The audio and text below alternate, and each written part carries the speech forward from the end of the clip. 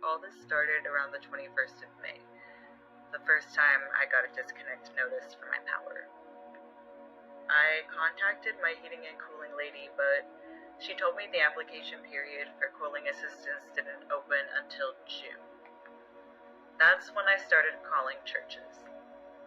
After a couple of dead ends, I finally found a place that could help, but it was literally an uphill battle. They paid $100 to my account, but all sorts of problems started to come up, and the payment was late processing, and it was a literal nightmare. Basically, what I'm trying to say is, I made him aware that my power bill was due today, May 23rd, and I was under the impression that once I provided you guys with these documents, my bill would be resolved. Because of this misunderstanding, my power is now in jeopardy. To make matters worse, June rolls around, and Miss Debbie was already telling me I wouldn't qualify for the cooling assistance, so I wasn't surprised, but I wasn't going down without a fight. My child and my healthcare were on the hook, and so I took some time to mull it over, and I had to see this one all the way through. I emailed them a letter reminding them of how I ended up in this denial status to begin with. I am writing to request an appeal for my heating and cooling application. It was denied because there are reportedly no vulnerable people living at my residence, but that reasoning is counterintuitive. It's just fucked up.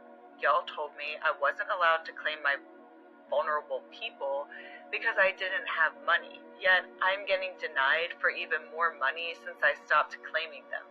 Y'all fucked me over, so I can't even get out of being poor. It's just wrong to do that to people. Introduction. I am writing to formally appeal the denial of my heating and cooling application. The reason cited for the denial, stating that no vulnerable individuals reside at my residence, is deeply distressing. I find this reasoning to be counterintuitive and unjust.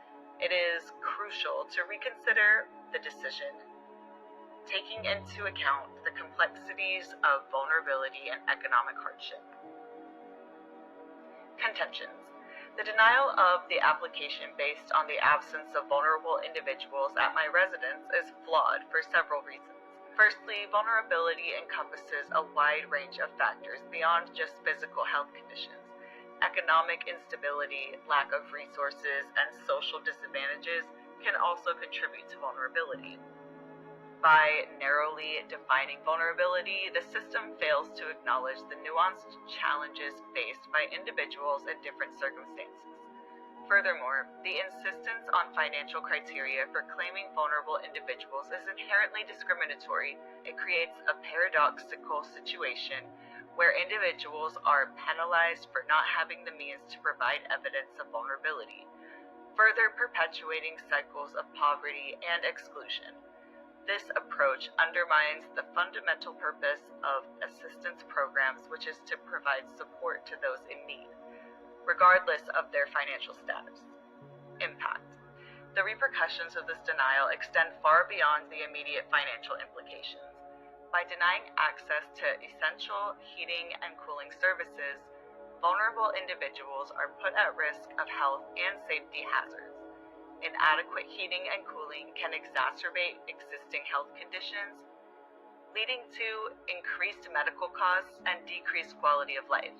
The denial of this application perpetuates a cycle of deprivation and marginalization, making it even more challenging for individuals to break free from poverty. Conclusion. In light of the above arguments, I implore you to reconsider the denial of my heating and cooling application. It is imperative to adopt a more holistic and compassionate approach that takes into account the multifaceted nature of vulnerability. By acknowledging the intersecting factors that contribute to vulnerability and poverty, we can strive toward a more just and equitable system that truly supports those in need. Your prompt attention to this matter is greatly appreciated, and I look forward to a favorable resolution that upholds principles of fairness and compassion. Thank you for your consideration. And to my surprise, they literally mailed me a notice to appear the next week.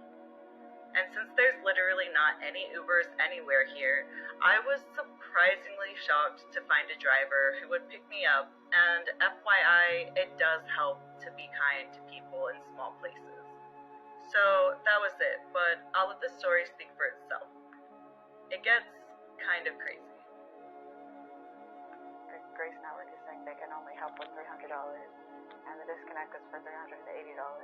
The electric company was able to extend my disconnect notice, and I have to be at Grace Network tomorrow at 11 a.m. because they only help people in person. So I just got back to my apartment, and I am trying to find somebody who can pick me up and take me to Grace Network tomorrow for my assistance with my electric. He stays on my face. I'm like falling asleep right now. I am so tired from that. And like I already feel my immune system is like I'm gonna get sick this week probably. I'm not excited about it. I'm trying to eat. I'm trying to just like stay healthy. I called one of the ladies who could pick me up to take me to the appointment tomorrow. And she told me that she will make time if I need her, but she was basically like, she has other people that need her, so.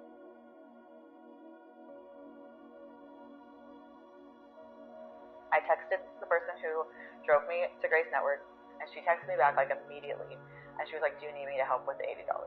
When I saw the text message, I was like, it doesn't feel wrong. It feels like meant to be, when like one of those moments when a miracle's happening. It felt like it was going to be a miracle, and at the same time I was like, I don't want to confuse like somebody helping me for a miracle, you know what I'm saying, if it's going to hurt them. So I was like, I really don't know how to respond. And then this man came back, and they were just like, I can't figure out, do you know this lady? And I was trying to tell them so many times that yes, I know her, she drove me, and they were just like so it was so funny. So then they both kind of laughed, and they were like, oh, you already know her. I was like, yes, she drove me here. And it was like, oh my god, wait, is this really happening? That's how I felt. I was just like, I can't really believe this is really happening right now.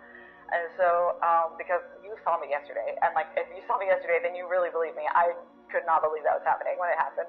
I was like, no, this is like, my world is like one thing after another, after another, after another, after another. It's never just like, hey, here's like, here's a break, basically, you know what I'm saying?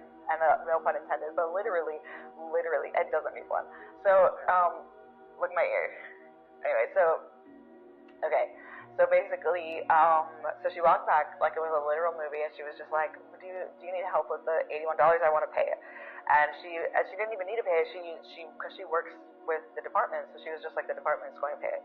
And I was like, oh my god, I really couldn't believe it. And I was about to cry sitting there, because that is not how things work out for me. If you guys know me yesterday, not even for a while, all you had to do was be there yesterday and see what I went through. No, that does not work out for me that ever. It's always, I have bled, sweat, and cried for every single thing that I have today.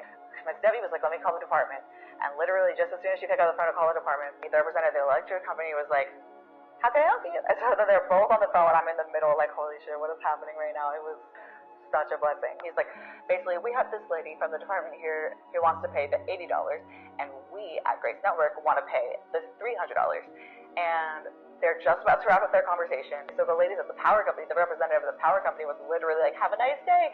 And then Ms. Debbie hung up her phone and ran over to our phone. All three of us were just like, don't hang up. And she gave him like the pledge, and it was done. This is Jim from Grace Network, and your grant just came through.